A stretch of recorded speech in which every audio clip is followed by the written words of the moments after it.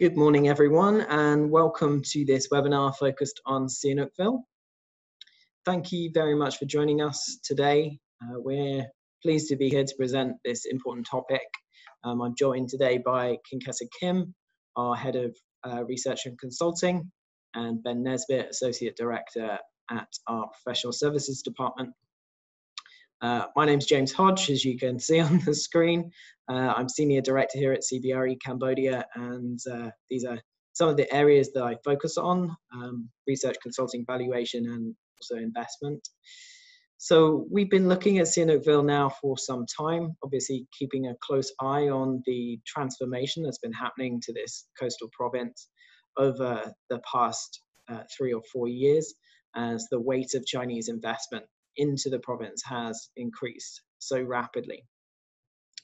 That increase has obviously caused some issues for Sihanouk Ville, and they've been widely publicized. And I don't think that anyone could mistake Sihanouk Ville's growth and development for a sustainable growth path. Moving forward, there is obviously a call for that to change, and we've started to see instances of regulation and intention from the government to shift Sihanouk Ville into a new gear and to deliver something which is more broad-based and long-lived than we saw since the weight of investment started to increase in mid-2017. So today we'll be exploring a number of topics, and this is based on a report which we recently produced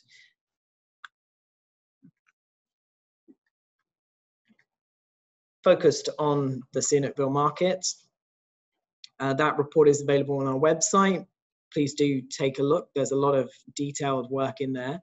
But today we'll try and expand upon that and give you some more opinion about what we've been seeing from Sihanouk Ville recently, as well as the future growth path that we see, and some ideas that we've had from other case studies of major changes and major developments that have been taking place across Asia, how those have been controlled and delivered for the production of a more sustainable future. So Ben today will be taking care of an overview of what's been happening to Cambodia recently, as well as a bit of an overview of what's been happening in Sihanouk Ville. And then Kessa will tell you all about Sihanouk Ville's real estate market and what we've been seeing to date. And I will be coming back in towards the end to deliver our view of what we think might be the future for Sihanouk Ville. This is just a starting point for the growth of the province and the changes that we expect to see. We're not going to sit here and pretend that we have all the answers. I'm sure that we don't. It's a very broad, wide-ranging topic. But my colleagues in our research consulting team, along with Ben and myself, have been working hard on this topic over the last 3 months, because we've really been seeing some changes that have been coming into play. So without further ado, I'll hand over to Ben to have a chat with you about what we're seeing from the economy. Thank you, James. Yeah, I think really when we started writing this report, we were trying to understand the context in Cambodia. So I put up a table here showing the rapid progress of development over the last 10 years. Now this is Cambodia in general, but you can see on the bottom that percentage change really is pretty large.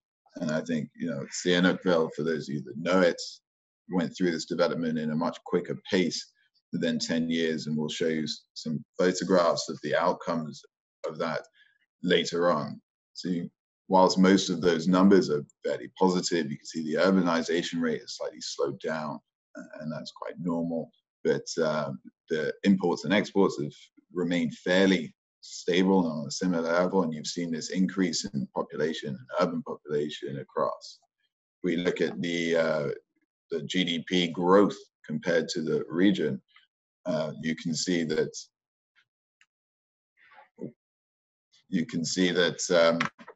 Cambodia has fared very well amongst its regional countries. And when we're looking at what's the forecasts are for 2020 and 2021, the World Bank reported in April that Cambodia would go down to -1.5% and then bounce back up to 6%. The bounce back is really quite strong compared to the other countries in the region, and this data or these forecasts are likely to have changed since April, waiting for the World Bank to put out their new figures. But for example, in Vietnam, the second wave of COVID is really likely to impact that bounce back and obviously the initial contraction in GDP growth. So I think really overall, Cambodia has done well and looks like after 2020 it will continue to do well. And this is predominantly backed up by the demographics of the country. So you have a very young population overall, young entrepreneurs, working population, and a fairly low unemployment rate. And this is well compounded by the fact that the older population isn't really drained so much on the economy as it may be in some of the other regional countries. Moving on to give you a little bit about the COVID updates in Cambodia. I notice we have some international guests joining us this morning. So Cambodia has remained fairly open pretty much throughout the COVID period. You can see that we've recorded under 300 cases total, with most of those recovering and only a few active cases remaining. The news this morning was that a COVID testing facility lab is being built in Sihanouk Ville, and schools reopened yesterday across the country. So Cambodia fared fairly well, both from a health perspective and from remaining open to businesses. Obviously, there are impacts from the reduction in international travel and flights across the region. I now go on to talk a bit more about general Sihanouk Ville. If the slides will change. So for those of you that aren't familiar with Sihanouk Ville, it is located in the southwest of the country and contains the country's only deep water port. So we're having slight technical difficulties at the moment with the slides.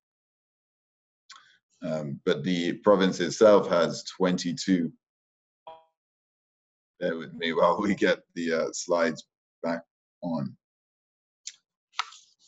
So I think really overall, Cambodia's economy and Sihanouk Ville's economy has really been propped up quite strongly, and this is mainly due to the other economic impacts such as the population and geographic positioning. So here you can see the map showing where the province is located and why it has so many benefits to it on a regular basis. So these are some of the natural and cultural resources the province has, and you can see that 40% of coastline being utilized quite well, with a number of beaches and resorts, as well as some other natural attractions and leisure facilities, as well as the historic side of the temples. So this is really what 4 years of development looks like from an aerial point of view. You can see a photograph from 2016 on the left and from March 2020 on the right.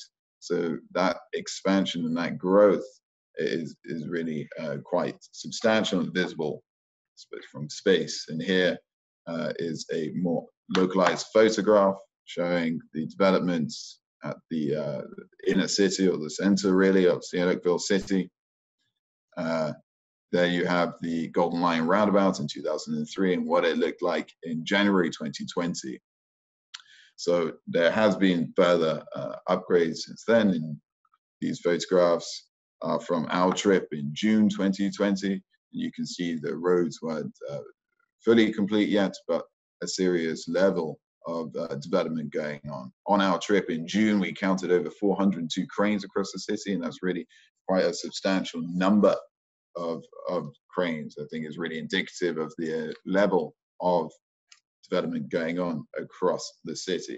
And with that development has come not only an increase in usage of the major infrastructure, but also almost all the major infrastructure is being upgraded. So you can see the Sihanouk Ville International Airport is increasing its capacity in 2 phases before 2030. The Sihanouk Ville International Port is undergoing expansion and deepening of the port, widening of the port, and the Phnom Penh Sihanouk Ville Expressway, which is stated to reduce journey times from Phnom Penh to Sihanouk Ville from 4.5 hours to around about 90 minutes. And I think some of you that have done that journey will know that it is actually more than 4.5 hours on a good day.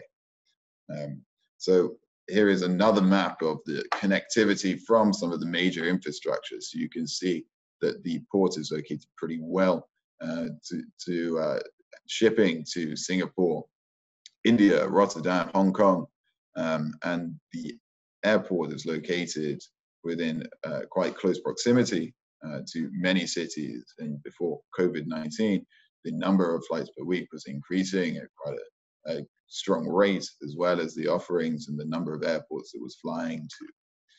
And looking at some of the other infrastructure upgrades of the roads, we've got the new coastal roads from the airport to the coast. And this is supposed to take the transit and freight routes away from the tourism routes, and the roads are being installed with the new sewerage, drainage, street lighting, and a network of cameras. And you can see in the photographs there a more complete look. These photographs are from about last week from the local government down there, and you can see that the pavements are going in and the street lighting, and it's really coming together quite in a strong way. And I think really this props it up for Kesa to talk to you about the real estate. So all this infrastructure upgrading has left the city in a very good position to benefit from the completion of those. And overall, the slowdown in traffic and the number of arrivals from COVID led to this infrastructure being able to be upgraded and improved without causing too much trouble to those businesses. I'll let Kesa carry on and talk about the real estate sector, and I'll be back to answer any of your questions at the end. Thank you, Ben. So going on, we'll be talking about the development and updates on the particularly the real estate market of Sihanouk Ville.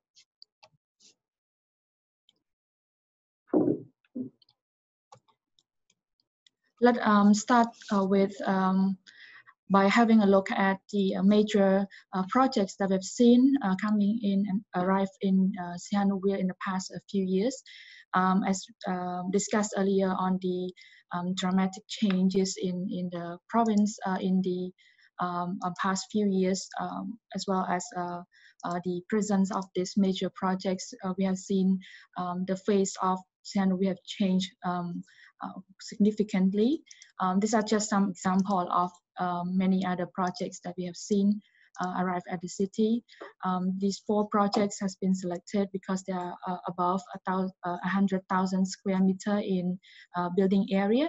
Majority of these projects are mixed-use development containing many kind of uses, including retail, hotel, and residential uses, and mostly located on the prime beachfront of the coastal area of Sihanouk Ville.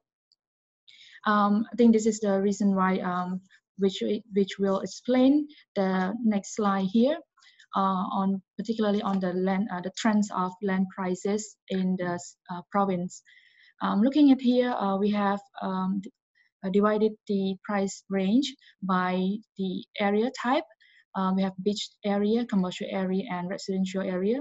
Overall trends is that even in the first half of 2020, even though the province has experienced some headwinds from the changes in gaming regulation, as well as the impact of the COVID-19 pandemic, we're still seeing the price trends are going upward across all areas in the province, particularly in the beach area, which and commercial location as well, where we're seeing fewer supplies or fewer available plot for the development of particularly commercial projects.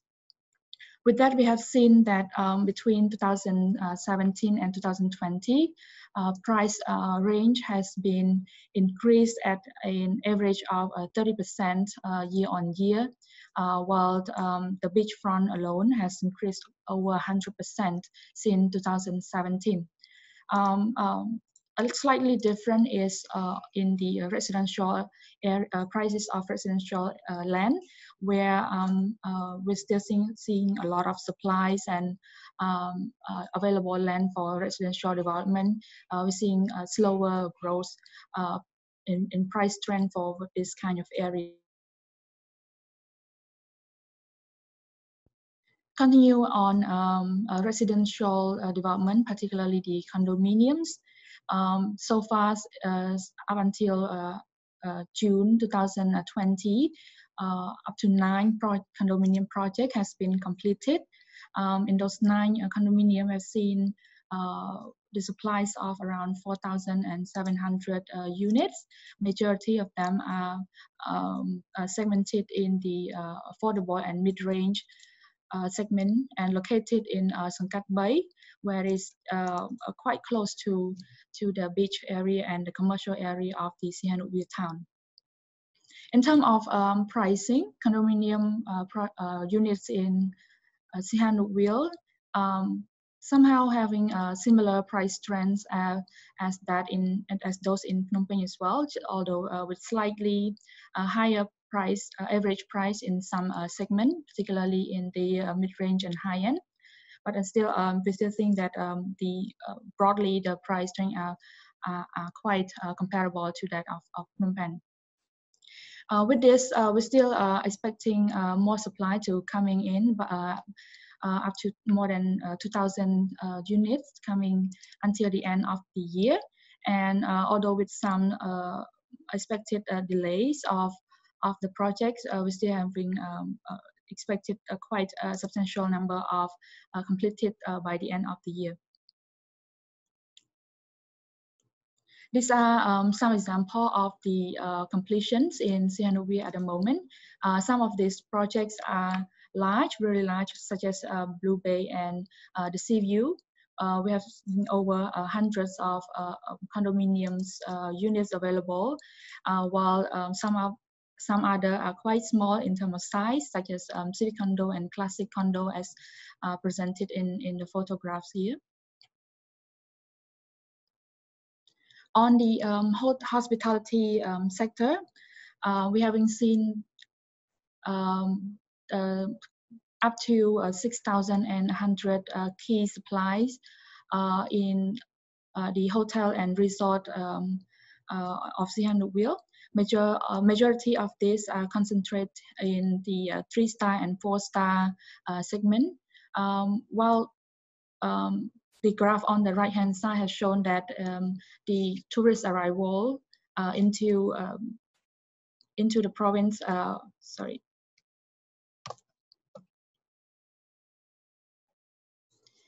While the graph on the right-hand side having shown that the tourist arrival into Cambodia has dropped significantly from more than 6 million to just over 1 million in 2020 due to the COVID-19 outbreak. This is not strange as compared to many other countries in the regions as well as over the world. However, looking at the future supply that coming into the province, we still have another 6,350 key left. Some of these are locally developed by local developers. Some of them are planned to be operated by many branded hotel chain. We still think that although this is seems like a significant amount of supplies coming in, many experts has agreed that the province still lack of a good quality hotel supplies to really cope with the return of the visitor that coming in. From the recent development, we have seen that the local authority have been putting a lot of thought into creating events and strengthening the demand side of the hospitality market here in Sihanouk Ville to bring up to bring back the number of tourists. This is an example of some of the international hotel operators that are planned to coming in to Sihanouk Ville in the following years. Currently, there's only one international operator which in present, which is the Six Senses Hotel, located on the Krabi Islands of the province.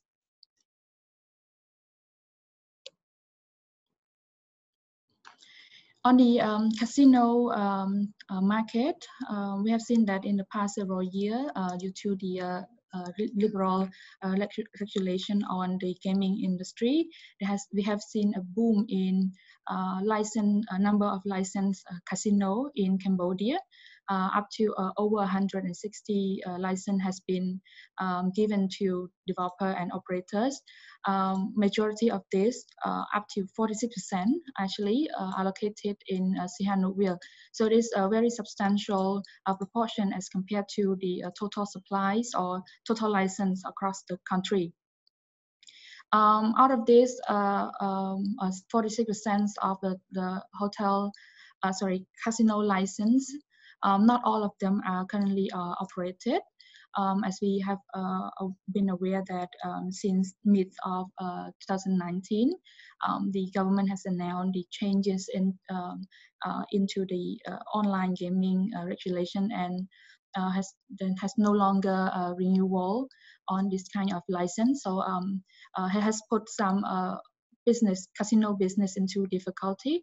And as of now, we're still seeing quite a number of casino on operation in the province, and we are expecting to see more changes in this industry as during mid 2020 we have seen the government put out new regulation aiming to develop this industry to be more regulated with heavier tax. But what can be expected from this change is that to bring in more quality casino operator, and it is quite an opportunity for those who already obtained the license and being currently operating.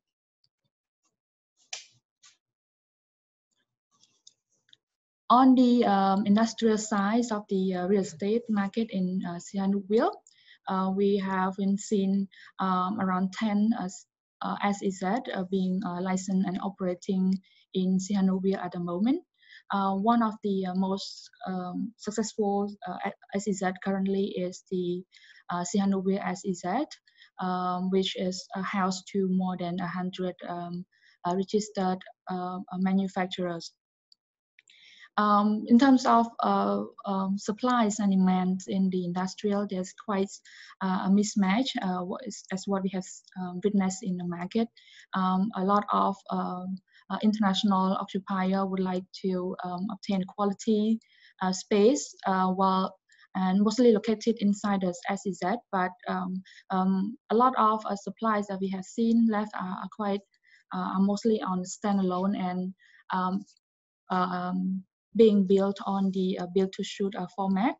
And so a lot of landlord or the operator, individual operator would have to wait until the negotiation and understanding more from the demands of the occupier before starting to build the factory or the warehouse for the occupiers. But what is being demanded from the occupier side is mostly on the ready or almost ready built quality warehouse and factories. That is where's the mismatch that we have seen in the market so far. Besides the SEZs, supplies of SEZ in industrial, we're also seeing industrial land use that are still available for development, as well as standalone warehouse and factories. This graph present the average price and changes over the year of average asking price range for industrial land. In H1 2020, we have seen quite a large range in terms of land price. A lot of land sellers are still unsure of the market, so it's quite difficult to getting the understanding of transacted land price during a lot of uncertainty happening in the market at the moment.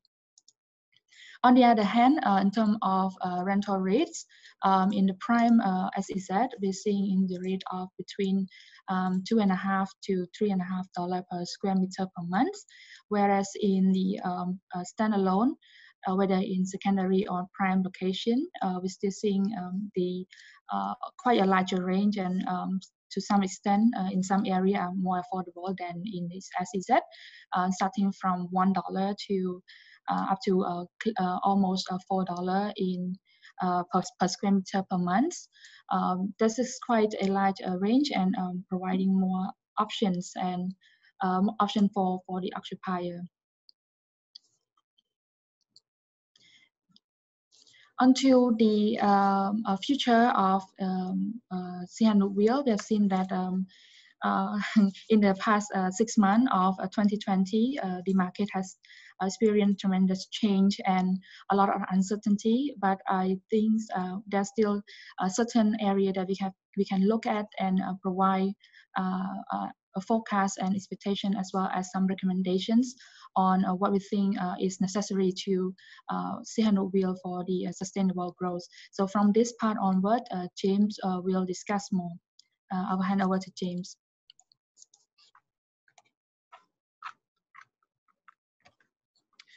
Okay, thank you, Kessa. Much appreciated for that. So let me first start by just giving a couple of additional pointers to those comments that were made, just to look at where we are at the moment and also what we can expect moving forward. So the building boom that we saw in Sihanouk Ville from 2017 has produced those 402 cranes that we see today, as well as a number of completed projects already. But in the majority, construction still remains ongoing. The quality of quite a substantial proportion of what has been built to date is questionable over the long term. So when we look at things like the provision for car parking, fire security, lifts, the scale and scope of those developments,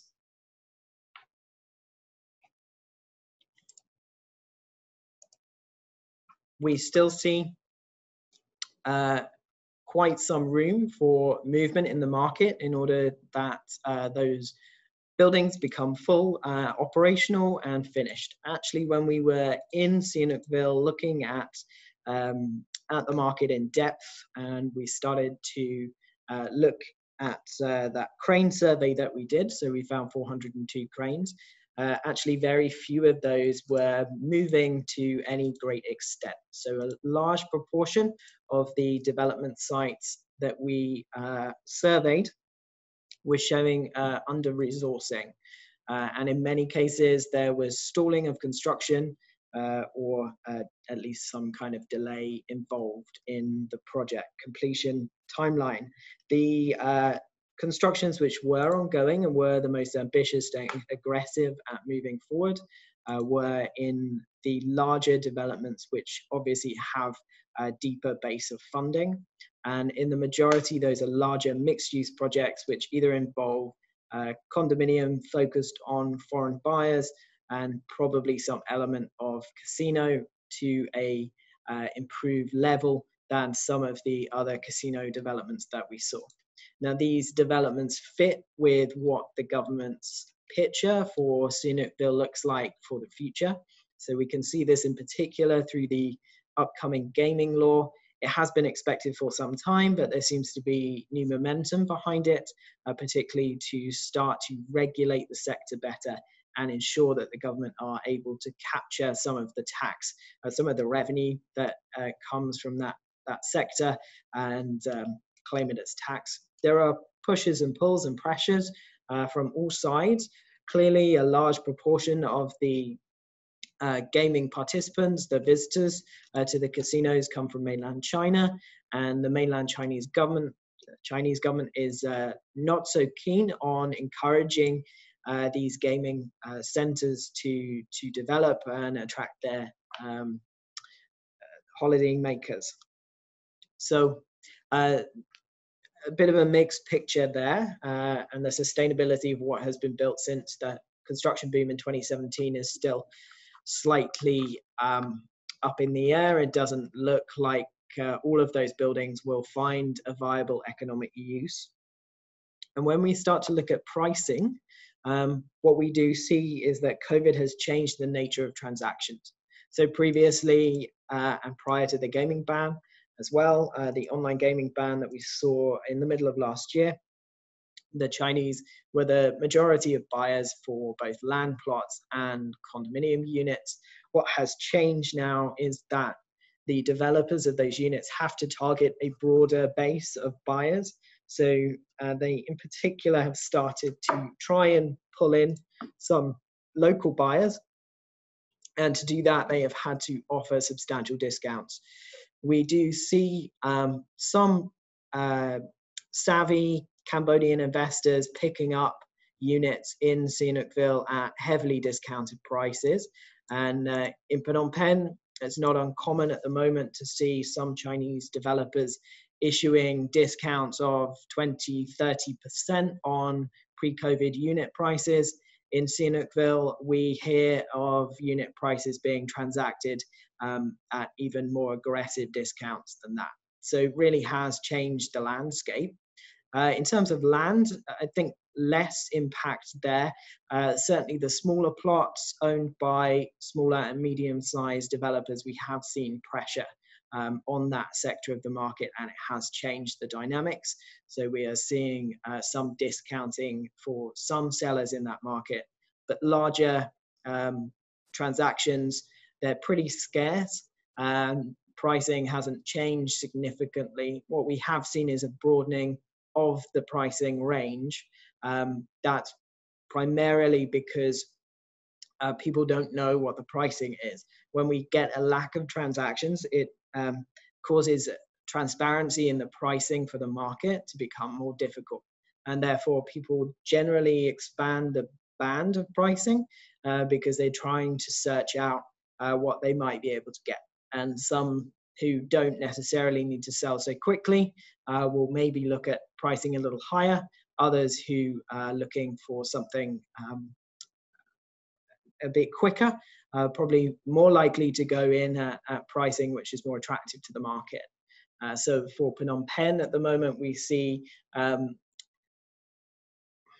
quick sales having to price discounts at 10 to 20% off pre-COVID prices to generate significant volumes of interest. In Sihanouk Ville, the situation is generally similar, but it really comes down to the scarcity of those plots. So when we're looking at that beachfront land in particular, there is still interest in the market for Sihanouk Ville, and that interest has definitely started to pick up over the last 2 to 3 months. And those plots are still the ones that are in demand from the larger investors. So we do see a broadening out of the price range there. But back to the future for Sihanouk Ville. This is more of a long-term vision for what we think and how Sihanouk Ville might develop out.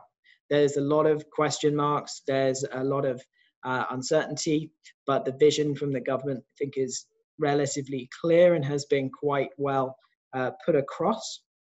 And there's a lot of talk about, or there was a lot of talk about Sihanouk Ville becoming the next Macau. I don't think that is necessarily on the discussion anymore. Now it's Sihanouk Ville will become the next Shenzhen. Again, it's will not happen like that. Sihanouk Ville is Sihanouk Ville. It will follow a well-trodden development path, but we'll try and set out what we think that development path could be and how it might evolve moving forward. So we follow the Shenzhen model. which is backed by a backbone of really strong infrastructure connection that supports quite a broad-based economy. Sihanouk Ville doesn't have the population anywhere close to even minuscule percentage of what the Greater Bay Area and Shenzhen, Guangzhou can put on the table. It doesn't have the education infrastructure. It doesn't have the cash available that is coming out of that region. So we can't compare the two, but we can look at it from a model of growth for the future and how this might transpire.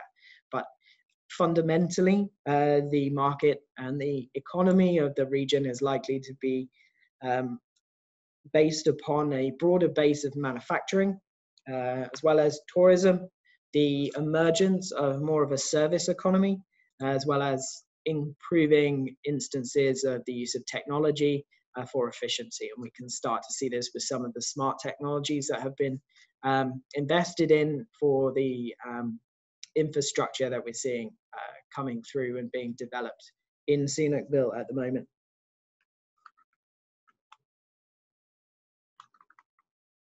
So there remain some hurdles to delivering a future for Sihanouk Ville, and one that is sustainable.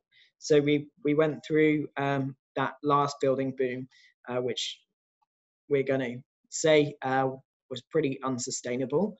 It didn't create a lot of social inclusion, especially for locals.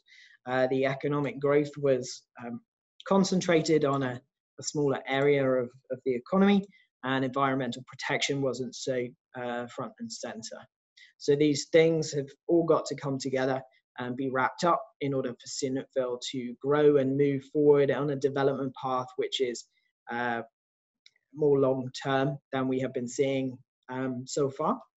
And the government's plan for that has obviously started with reviewing the source of a lot of the capital that was coming into Sihanouk Ville, which was from the online gaming sector, stopping that, refocusing that part of the market on integrated resorts, delivering a more regulated, higher quality gaming center is clearly aimed at creating a more sustainable economy that delivers more jobs, that are broader based, that are applicable and appropriate for a wider pool of local people. But also it's about leveraging Sihanouk Ville's strengths through the investment in infrastructure, and that is on roads, the port, and the airport, obviously. So leveraging its geographic strengths, its position at the juncture of the Greater Mekong Sub-Region Economic Corridor route, which is the southern route, and the Belt Road Initiative from the 21st Century Maritime Silk Road. These are both significant regional infrastructure investment initiatives, and Sihanouk Ville's position as a fulcrum on those is really important and probably shouldn't be underestimated for the potential of the region, particularly when we look at the regional geopolitics and the fact that Cambodia is so well positioned for taking advantage of Belt Road capital, Belt Road investment. So we have a very ambitious goal here for what needs to be delivered, and in the report we've set out some of the focus that we've considered, some of the case studies that we have looked at. In particular, we've looked at the Greater Bay Area and what they've done with regards to master planning, the urban fabric, and the infrastructure provision that they have made. Now, the Shenzhen Greater Bay Area is based predominantly around trains. I think Sihanouk Ville is unlikely to go in that direction. We're still more likely to be reliant on road transport, at least for many years to come. But the road infrastructure is improving dramatically, and when we went down to Sihanouk Ville, and we've been down several times this year. Each time we go, there's something new. The road infrastructure has improved. Things are progressing. And generally, the ability of the regional authority to impose the urban planning master plans, which have been put in place, is something that we look forward to seeing coming through at a local level and government level, really focusing in on that master plan and how to pull that together. So in part, it comes down to having a solid framework for public-private partnerships, as well as a body that is able to put those things together. So identifying the needs of the region in terms of its infrastructure, and the policies, plans, and directives need to be put in place in order to achieve that. So there's a significant amount of work to be done. And another case study we looked at was Iskandar, Malaysia, and the work that Iskandar, Malaysia have done with regards to putting in place a central development authority that has the capability and capacity to deliver some of these goals. So they are able to control and promote the province's image. And that is super important when we think about Sihanouk Ville. A lot of the discussion over the last 12 months, 18 months, 2 years, 3 years hasn't been very positive, particularly if we look at the Western media and even some of the regional Asian media, which is generally more positive for Cambodia. Clearly, Sihanouk Ville has a reputational issue, and that needs to be challenged, both using soft power as well as the investment into things like the CCTV system, which has gone in recently with its ability to help the provincial authorities to combat crime. So beyond that, urban planning obviously doesn't work particularly well without local engagement. And that is also something that we've looked at as part of the case studies that we've been considering. And again, Iskandar, Malaysia's model really fits that. They do a lot of engagement with the local communities to try and work out what is needed for the province and how to really push that to the fore as part of the development priorities for the province. That also leads us on to social inclusion. When we look at the previous development trajectory of Sihanouk Ville, a lot of the local labour force hadn't necessarily been taken into account as part of much of that development, and that had led has led to instances where local housing quality has reduced as land prices have increased, as rents have increased. Many locals have been forced into new areas of the city to set up new, more temporary housing. And this is something that needs to be challenged moving forward. So that could be the provision of more affordable housing, subsidized housing. We've put forward some potential initiatives for that, which won't be popular with everyone here because it involves development taxation. But development taxation is a common form of assistance used by government authorities to leverage out some of the profit that developers can make and put it into social inclusion, which overall will help the province to grow by allowing people better access to sanitary housing, to education opportunities, to healthcare. And this kind of pulls us into the rest of the economy and its ability and need to diversify. So we've seen manufacturing coming into Sihanouk Ville, and generally Sihanouk Ville's economy is more diversified than much of Cambodia, but still quite concentrated in a few areas. And we've certainly seen that impact over the last 3 years. It used to be a much broader base of tourist arrivals, narrowed down as the online gaming and gaming industry grew significantly. Even domestic tourism had reduced. During the COVID period, we have seen that adjust, and there are more domestic tourists heading to Sihanouk Ville, and it's quite encouraging to see that coming back so quickly. So improved regulation, security, and amenities will encourage that to happen, as well as the investment that we're seeing into infrastructure. The industrial side of the province is already relatively well formed.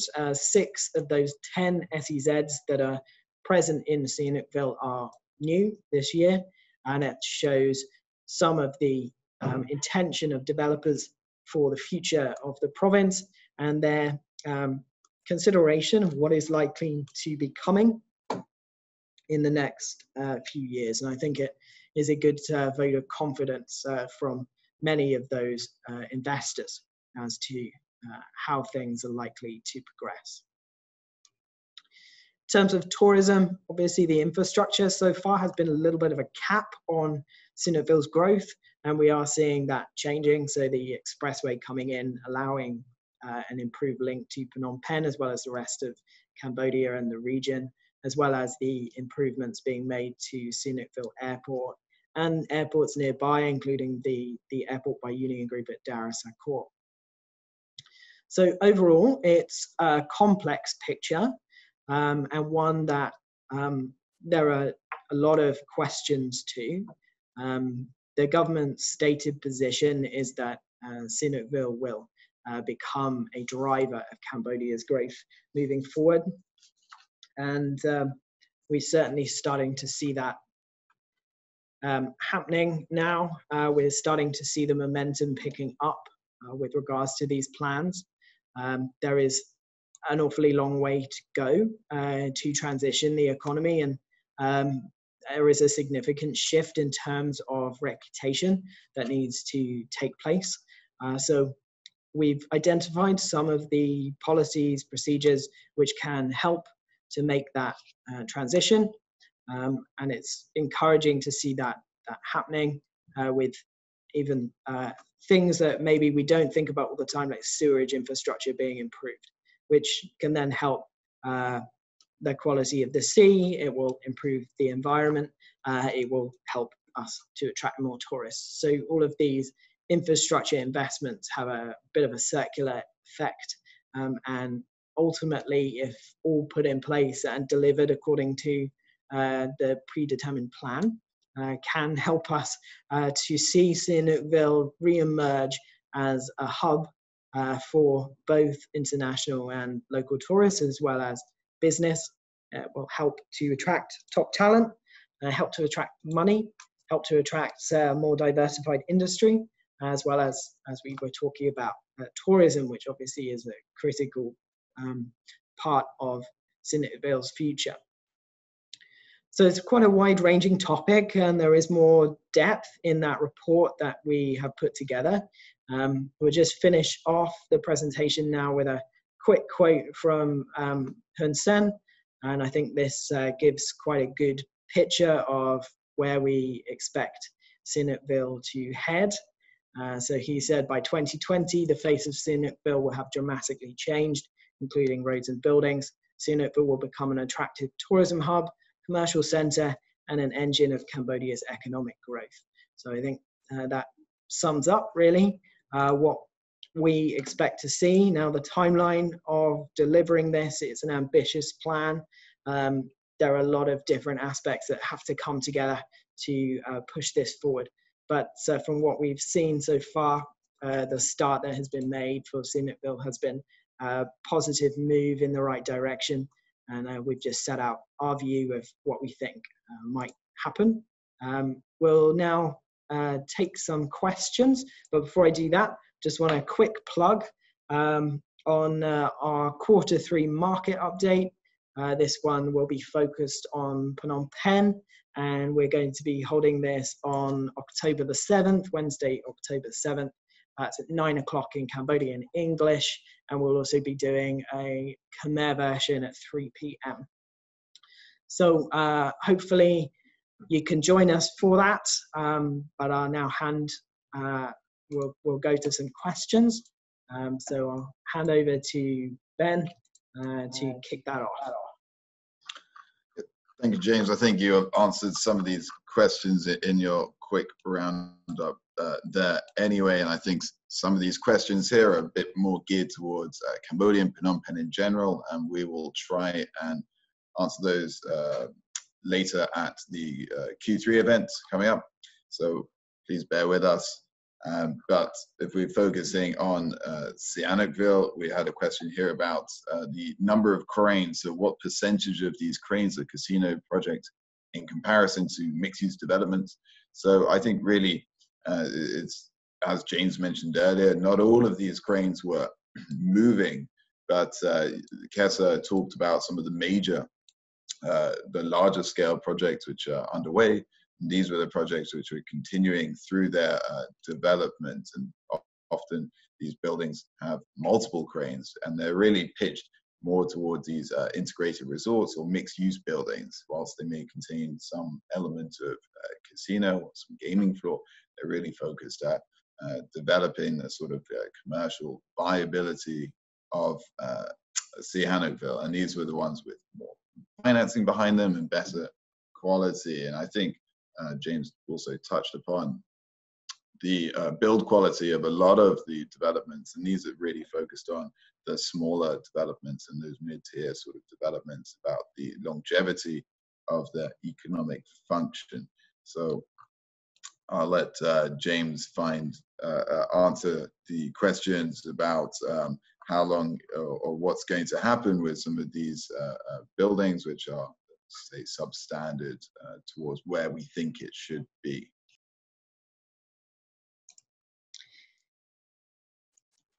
Thank you, Ben. Yeah, we know that a lot of the buildings which were built and identified as having some kind of structural issue have already been dealt with, and we've seen the removal of some of those. So at least the worst offenders have been got rid of already. What we see is buildings which have been built with really a short-term view in mind.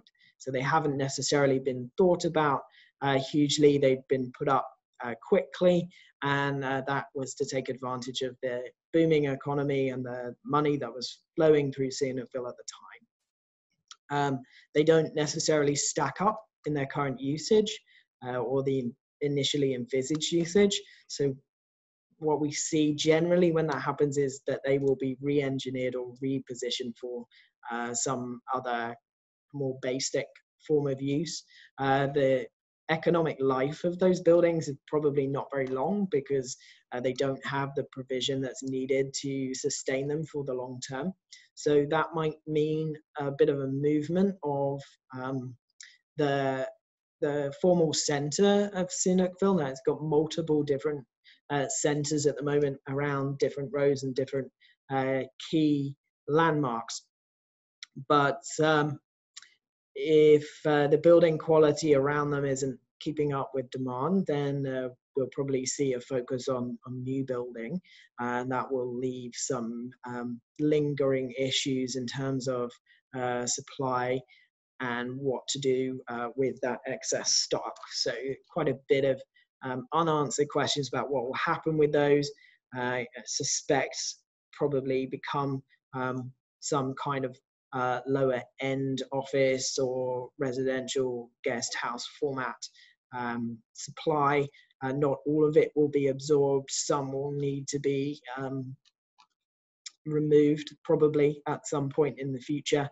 We'll be left with a bit of a legacy of building issues in some parts of the city, which obviously can be damaging for the urban fabric. So it's really important, I think, for the future that these kind of developments are more closely aligned with urban planning and the master plan that will be put in place.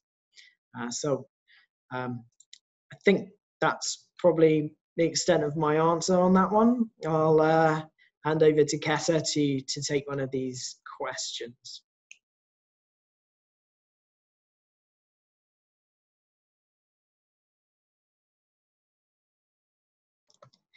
Thank you, Ben. Thank you, Ben and James. I'd like to take on another question, quite an interesting one, on the facility and upgrading. The question is, with the increasing housing units, I think this is true with commercial supply as well. How is the town is going to address the sanitation issues such as sewage and clean water? This is a very interesting question. I think James has answered some part of this question in the later part of the presentation on the pathway to the sustainable growth. We have input some headlines on the upgrading of infrastructure onto this aspect as well. So what we have seen was last year, 4 water treatment plant was put into construction, and as well as in by the end of 2019, further investment was allocated by the government into further upgrades on both sewage and clean water. Some land plot were allocated for landfill, as well in last few months when we drive down Sihanouk Ville, we've seen a very active work putting into the sewage alongside with the road infrastructure. So I think this is a very promising trends, although we understand that this current capacity probably not able to cope with the current amount of the tourists and residents. So I think actually the COVID-19 outbreak is somehow giving a window of room or a chance for Sihanouk Ville to breathe and to actually put on hard work and into the infrastructure upgrades. I'm sure the government will put on more thoughts and continue the trends on development. As we've seen, the current leadership is being very active onto the social issue surrounding the town. Anything else to add, James and Ben? Or we'd like to move on to another question? No, I think really that we've got a couple questions here about our overall thoughts about where we think Sihanouk Ville is going to go and the reliance on China. I think that's really a good one for all of us to sort of share some of our overall views on that. And in the last few slides that James showed, I think you can see the resurgence, especially over the replacement My New Year holiday for locals going to Sihanouk Ville as tourists, and sitting on the newly cleaned up beaches and that sort of thing. So I don't think that the locals have written Sihanouk Ville off completely at all. And I think this is another opportunity for the city to become more wholesome and more really integrated as well. I think really overall the city needs that diversification in almost every angle to make sure that the growth is sustainable and economically viable for the longevity of itself. I think Kessa can share a bit more about what she thinks from a local's perspective of the future of Sihanouk Ville, and James can tidy this up and fill it up. I just want to remind you all that there is a lot more detail and numbers in the report for those of you that haven't read it. I'm sure we'll be sending out to all of you a link where you can access the report afterwards, but it is available on our website, so have a look out for that.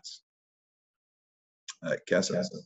Yeah, thank you, Ben. Just want to echo you on the attraction of from the local perspective.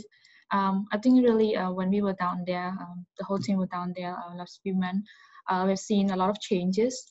Although in the past, I think around 12 to 18 months, there were very little tourists from the domestic side. I think majorly because of the disturbance of the construction going on, but this year particularly, as some of the construction has been completed, the beaches are being cleaned up, as in the photo that we James shared earlier. There was from our team trip to Sihanouk Ville.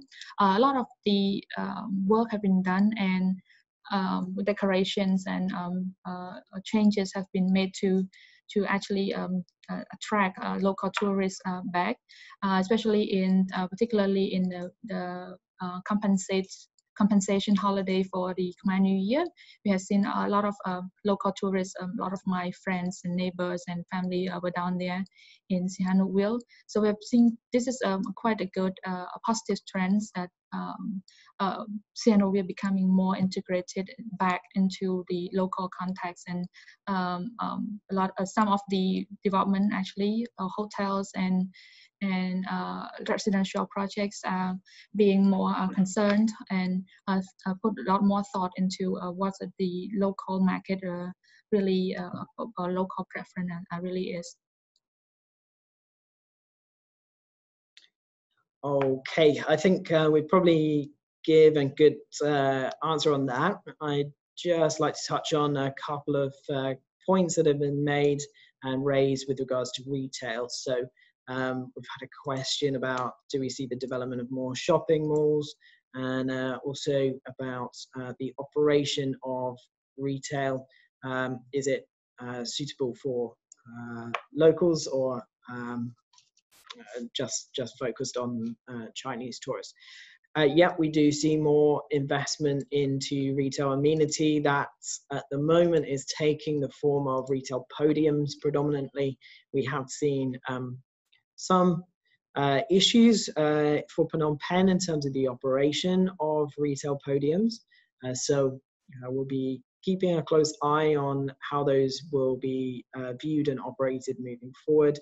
But there clearly are some capable developers putting together some quite ambitious plans for retail. Now, mostly those are aimed at tourists. At the moment, the existing retail split into two, so there is some local provision, predominantly delivered by local groups and operated by local groups, and then standalone retail, largely now focused on Chinese tourists. That will shift as the demographics that are visiting the market also change. So whilst many of the developers have a clear understanding of what they hope to attract, for many of those ambitious developers, it's a middle class Chinese or foreign tourist, or potentially the wealthy middle class, upper class Cambodian tourists out of Phnom Penh to come and stay in Sihanouk Ville in the future. We're not talking in 2 or 3 months, we're talking 2 or 3 years down the track. It will take some time for this market to evolve and shift. But when we're looking at a development cycle and a development lifetime, 2 to 3 years isn't too long, and I think we will probably still see some growth and change in the development pipeline that we are witnessing at the moment.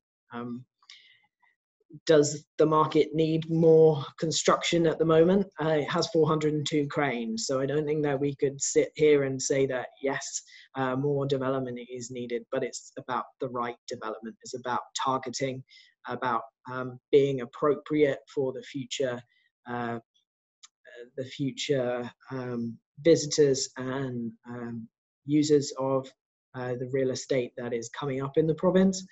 So quite a bit of what we see that's under construction, I'm talking about earlier, just needs to be reformatted, retargeted, rethought, and delivered, and delivering something that works. It's a similar story actually in the commercial office space at the moment. There are some developments ongoing, but if someone goes down to Sihanouk Ville at the moment to look for office space, their options are very limited. They don't have a huge amount to choose from. And it's the same with retail. There is a bit, it's not a lot. The targeting is therefore a bit constrained. And the quality of a lot of the standalone stock in particular isn't quite at the level that an international operator from Phnom Penh or from outside the market would necessarily be looking for right now. So looking forward, the quality provision of what's being brought forth needs to to grow to take advantage of that. Got anything else that you want to add, Ben? Otherwise, I think we'll be wrapping up shortly.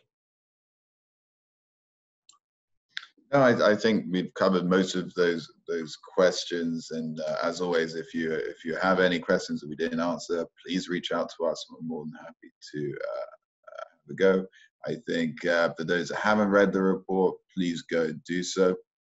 And that's really it from me this morning. Thank you for joining us. I'll let Kessa sign off, and please save the date for the Q3 updates, which will be in a couple of weeks. So thank you again, Kessa. Thank you, Ben and James, and thank you all the audience having joined us this morning onto the discussion. We're delighted, and thank you very much for your engagement and questions. Hopefully we have answered most of your questions. If there's still any doubts, feel free to send in us any email or WhatsApp message. Just like Ben reminds again, this is the save the date for our upcoming market view update for the Q3. Particularly, this event will be discussing on Phnom Penh market, but we're also covering some aspects of Cambodia economic as a whole, as we already did in the past. So looking forward to see you all again in the next upcoming presentations. Thank you. Have a good day.